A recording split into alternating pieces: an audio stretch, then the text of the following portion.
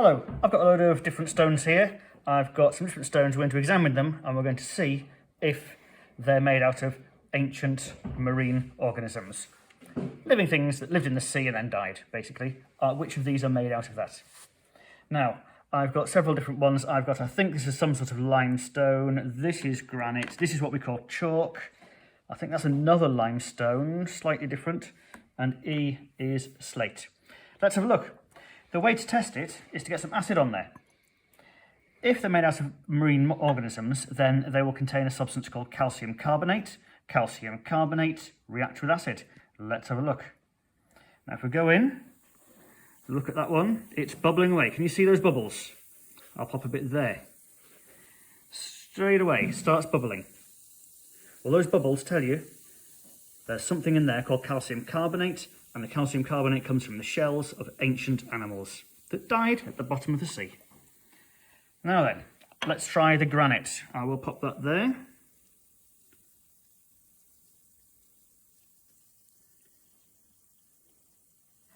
Doesn't seem to be doing a lot. I'm not seeing bubbles.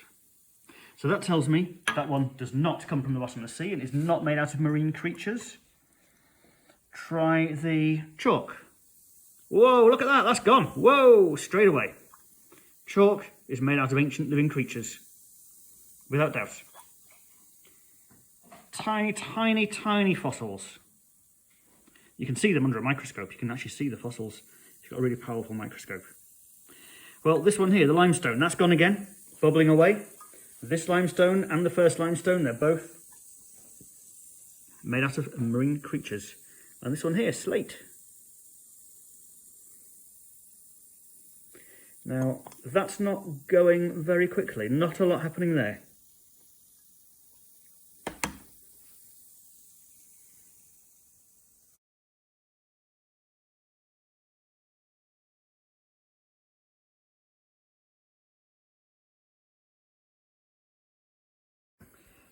Boys, I'm going to show here that these two different types of rock have got a different amount of hardness. We've got a limestone, which is a very, very common type of rock, made out of marine animals, and this one here is an igneous rock called granite.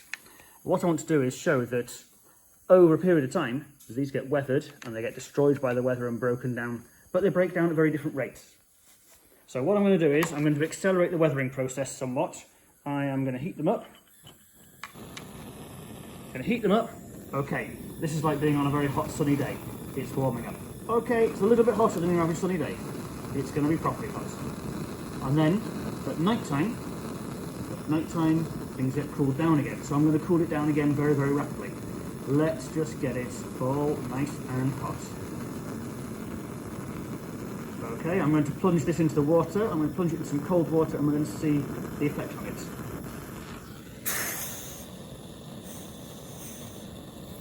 Okay, I'm going to repeat. Oh, that's gone. Something happened there. If you look at this water, look at this. This is now starting. Things starting to happen to that water. We can see something's happening.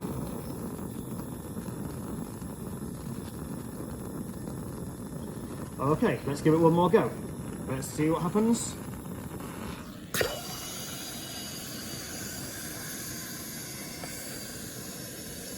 If I take that out. Oh, there we go. Can you see how much stuff is in there now? See how much stuff is there? Various remnants. All that stuff there is broken up just by heating and cooling. Now we're going to try the granite.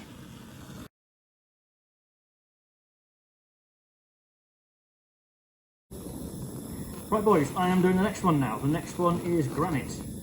Now granite is an igneous rock. I'm going to heat it up and just do exactly the same thing. I want to see how long it takes. See how long it takes to make the granite break up. So, starting the heating now. Getting it nice and hot.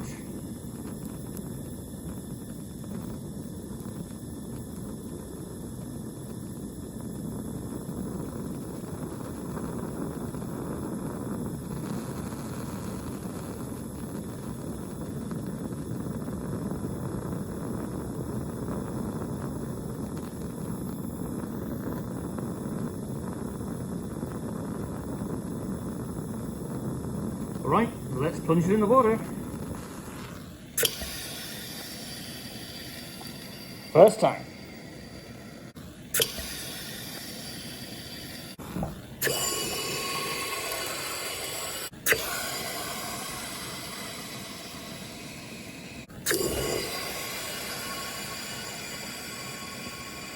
Right, if you look in there, can you see that whole thing has broken up?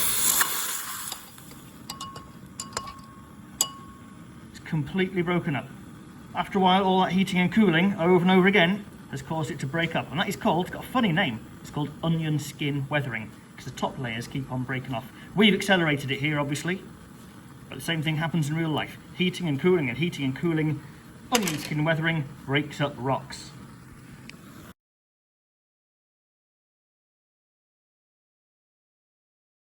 Okay, so now we're going to look at some representation of physical weathering. So inside this Tupperware, I have some cubes of sugar. Okay, these represent the rocks. Okay, and what's going to happen is they're going to get battered, absolutely battered. So they're going to be physically weathered by wind, temperature changes, etc. Right, if I open this box now, you can see that a lot of the edges have broken off. And I didn't even shape the box that long or that hard. And they're becoming rounder. So if you think of these like stones, this is how you end up with stones that are an odd shape that end up as round, smooth pebbles. They've been weathered, they've been broken down physically. And then this would be your sand. Okay, and then that would get compacted. That will get compacted down in layers and form sedimentary rock. Okay, either at the bottom of the ocean or underneath layers of soil. Okay, the more you shake it, the longer it goes on,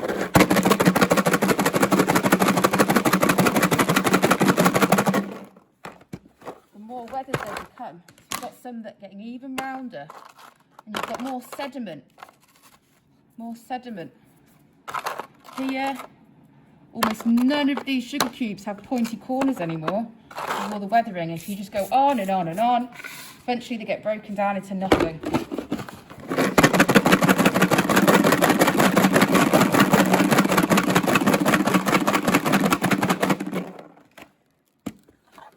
Imagine another year has passed, weathered even more. Look at all that sediment. You can literally make a whole nother rock from that.